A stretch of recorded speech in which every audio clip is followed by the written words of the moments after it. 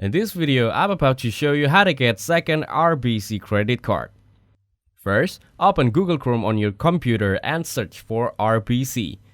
Then click on the first link that appears to go to the official RBC website. Now, once you're on the RBC homepage, look for the credit card option and click on it. After that, click I need a credit card to view available position. Next, if you're looking for a student card, click Student and then choose Browse Student Credit Card. Here, you'll see a selection of student credit cards that RBC offers. Take a moment to go through the option and decide which one fits your need. Once you've made your choice, click Apply Now for that card. Now, you'll be asked if you're already an RBC client.